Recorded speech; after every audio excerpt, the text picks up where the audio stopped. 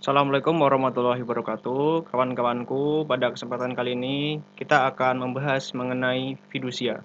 Nah, fidusia ini juga merupakan salah satu materi dari mata kuliah hukum jaminan. Nah, sebelum kita membahas terkait materi fidusia, kita akan memperkenalkan terlebih dahulu siapa-siapa saja sih anggota dari kelompok kami. Nah, yang pertama itu ada Lutfi Salsabila, yang kedua itu ada Arif Hafrullah, yang ketiga itu ada Noptan Dipanan Luluy, yang keempat itu ada Fahri Widiantoro, dan yang terakhir itu ada Fadilah Rizky Nur Ikhlas. Nah, kawan-kawanku, sebelum kita beranjak untuk masuk ke dalam materi yang lebih dalam, agak baiknya kita pelajari terlebih dahulu apa sih pengertian dari fidusia. Fidusia berasal dari kata fiduser atau fides yang berarti kepercayaan, yaitu penyerahan hak milik atas benda secara kepercayaan sebagai jaminan atau agunan bagi pelunasan piutang kreditur. Fidusia sering disebut dengan istilah FEO atau VO, yang merupakan singkatan dari Fiduciary Agendom Overdraft.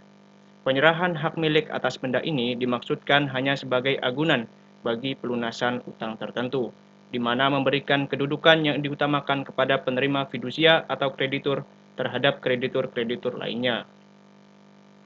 Kemudian pengertian fidusia dinyatakan dalam Undang-Undang Nomor 42 Tahun 1999 tentang jaminan fidusia.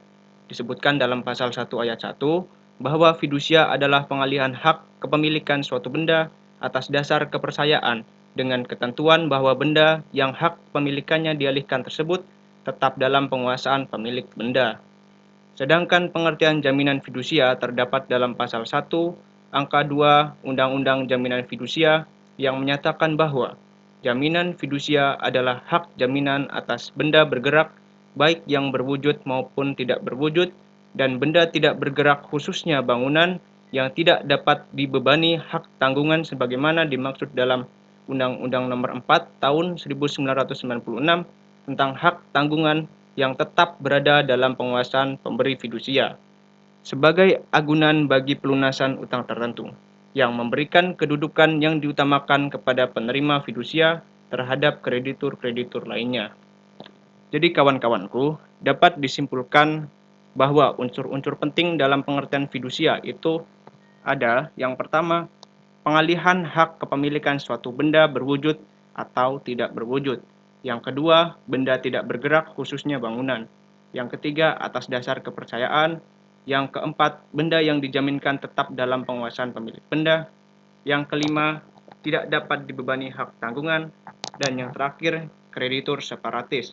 Diatur dalam pasal 1133 Junto 1134 KUH Perdata pasal 55 ayat 1 Undang-Undang 37 tahun 2004. Jadi kawan-kawanku, selanjutnya kita akan membahas terkait dengan latar belakang kemunculan jaminan fidusia.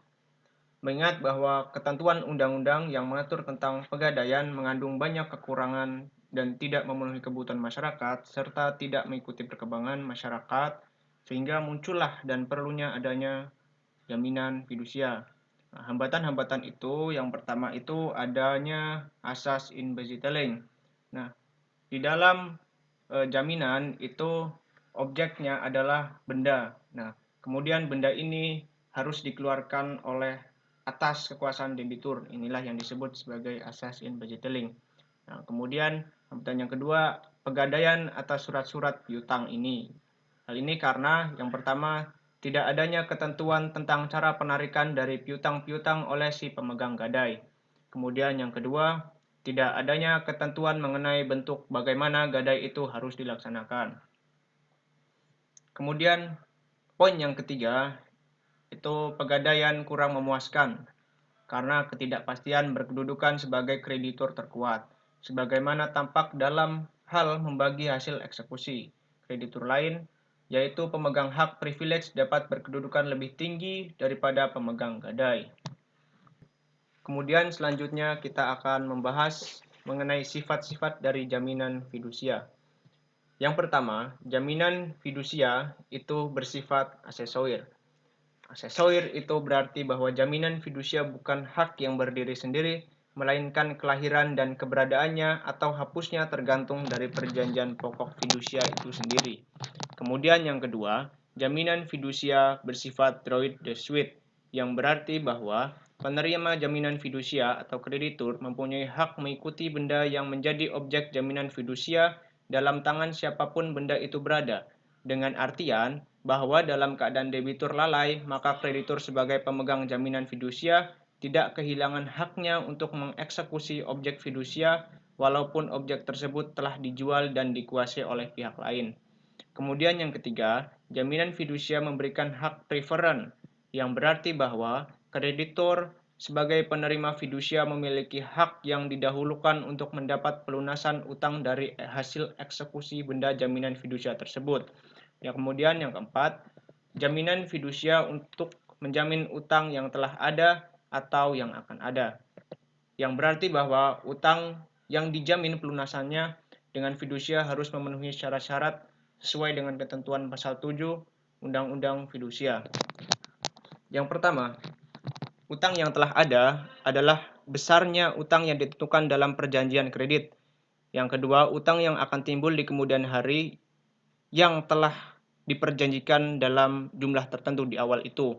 Nah, kemudian yang ketiga, utang yang pada saat eksekusi dapat ditentukan jumlahnya berdasarkan perjanjian kredit yang menimbulkan kewajiban memenuhi suatu prestasi. Kemudian, sifat yang kelima, yakni jaminan fidusia dapat menjamin lebih dari satu utang, yang berarti bahwa benda jaminan fidusia dapat dijaminkan oleh debitur kepada beberapa kreditur yang secara bersama-sama memberikan kredit kepada seorang debitur dalam satu perjanjian kredit. Hal ini sebagaimana diatur dalam pasal 8 Undang-Undang Fidusia. Kemudian yang keenam, jaminan fidusia mempunyai kekuatan eksekutorial, yang berarti bahwa kreditur sebagai penerima fidusia memiliki hak untuk mengeksekusi benda jaminan bila debitur cedera janji. Kemudian yang ketujuh, jaminan fidusia bersifat spesialitas dan publisitas. Dengan maksud spesialitas adalah uraian yang jelas dan rinci mengenai objek jaminan fidusia dalam akta jaminan fidusia tersebut. Sedangkan publisitas adalah berupa pendaftaran akta jaminan fidusia yang dilakukan di kantor pendaftaran fidusia. Kemudian sifat yang kedelapan, jaminan fidusia berisikan hak untuk melunasi utang. Sifat ini sesuai dengan fungsi setiap jaminan yang memberikan hak dan kekuasaan kepada kreditur untuk mendapatkan pelunasan dari hasil penjualan jaminan bila debitur cedera janji dan bukan untuk dimiliki oleh kreditur.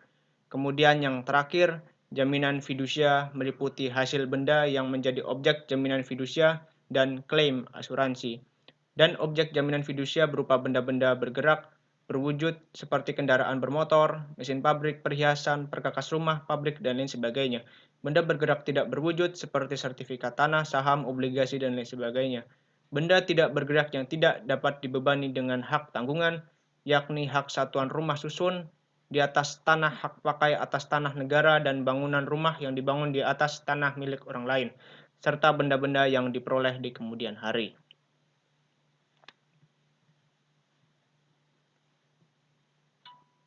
Kemudian, ciri-ciri dari lembaga fidusia. Apabila atas suatu benda yang menjadi jaminan suatu lembaga fidusia ternyata merupakan barang yang sama yang ditanggungkan pada lembaga lain, maka yang diutamakan untuk menjadikannya sebagai jaminan adalah lembaga fidusia yang pertama kali mendapat perjanjian atas barang itu. Selanjutnya adalah objek jaminan fidusia. Objek jaminan fidusia itu berupa benda. Nah, benda di sini terbagi menjadi dua, yaitu benda bergerak dan benda yang tidak bergerak. Benda bergerak sendiri terbagi menjadi dua, yaitu benda berwujud dan tak berwujud. Benda berwujud sendiri yaitu adalah suatu benda tertentu dan tertentu berdasarkan jenisnya. Sedangkan benda bergerak tak berwujud adalah piutang. Piutang ini adalah piutang yang telah ada maupun yang belum ada. Sedangkan benda yang tidak bergerak adalah bangunan yang tidak dapat dibebani hak tanggungan sebagaimana dimaksud dalam Undang-Undang Nomor 4 Tahun 1996. Bentuk barang jaminan fidusia itu ada dua, yaitu benda bergerak. Nah, kami di sini memberikan contoh yaitu mobil atau motor. Dan yang kedua adalah benda tak bergerak. Di sini kami memberikan contoh benda yang tidak bergerak adalah contohnya tanah, bangunan, dan lain-lain. Subjek jaminan fidusia. Subjek jaminan fidusia sesuai dengan Undang-Undang Jaminan Fidusia Nomor 42 Tahun 1999 disebutkan bahwa ada pemberi dan penerima. Pemberi sendiri adalah orang, perseorangan atau korporasi pemilik benda yang menjadi objek jaminan fidusia. Ini termuat di dalam pasal 1 ayat yang kelima. Dan penerima fidusia adalah orang atau perseorangan atau korporasi yang mempunyai piutang yang pembayarannya dijamin dengan jaminan fidusia yang dimuat dalam pasal 1 ayatnya yang ke-6. Kita lanjutkan, yaitu untuk utang yang pelunasannya dijamin dengan fidusia. Utang adalah kewajiban yang dinyatakan atau dapat dinyatakan dalam suatu jumlah mata uang, baik mata uang Indonesia maupun mata uang lainnya, baik secara langsung maupun secara kontingen. Nah, utang di sini yaitu utang yang telah ada, utang yang timbul di kemudian hari, yang telah diperjanjikan dalam jumlah tertentu. Utang inilah yang bisa kita sebut dengan kontingen. Misalnya, utang yang timbul dari pembayaran yang dilakukan oleh kreditor untuk memenuhi kepentingan debitur dalam rangka pelaksanaan garansi bank. Selanjutnya yaitu utang yang pada saat eksekusi dapat ditentukan jumlahnya berdasarkan perjanjian pokok yang menimbulkan kewajiban memenuhi suatu prestasi. Hapusnya jaminan fidusia. Jaminan fidusia hapus karena hal-hal sebagai berikut, yaitu hapusnya utang yang dijamin dengan fidusia, pelepasan hak atas jaminan fidusia oleh penerima fidusia. Yang selanjutnya yaitu musnahnya benda yang menjadi objek jaminan fidusia. Dalam hal ini, benda yang menjadi objek jaminan fidusia musnah dan benda tersebut diasuransikan, maka klaim asuransi akan menjadi pengganti objek jaminan fidusia tersebut. Apabila jaminan fidusia hapus, penerima fidusia memberitahukan kepada kantor pendaftaran fidusia.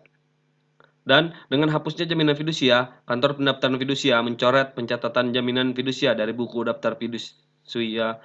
Selanjutnya, kantor tersebut memberikan surat keterangan yang menyatakan bukti bahwa pendaftaran fidusia yang bersangkutan ini tidak berlaku lagi. Selanjutnya adalah wan prestasi dalam fidusia. Ayo, flashback lagi tentang wan prestasi. Apa itu wan prestasi? Udah ingat? Ada konsekuensi apabila debitur wan prestasi atau cedera janji dalam jaminan fidusia, yaitu kreditur dapat menjual benda jaminan fidusia untuk melunasi utang debitur. Apabila hasil penjualan sisa, maka akan dikembalikan ke debitur. Namun apabila kurang, hutang akan tetap menjadi tanggungan debitur. Lalu di mana sih jualnya? Jualnya benda jaminan fidusia dapat dilakukan di pengadilan atau langsung ke badan lelang atau di bawah tangan. Lalu faktor-faktor penyebab terjadinya wan prestasi dan kredit macet. Faktor yang pertama adalah faktor ekonomi karena memang nggak mampu bayar. Faktor kedua nggak niat bayar. Faktor yang ketiga benda jaminan harganya anjlok. Faktor yang keempat debitur bangkrut. Faktor yang kelima faktor penyalahgunaan kredit yang diajukan.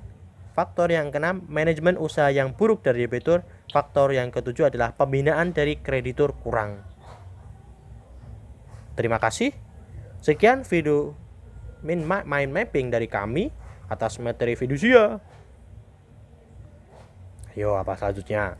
Semoga dapat menjadi video pembelajaran kita. Amin. Wes bar. Wow.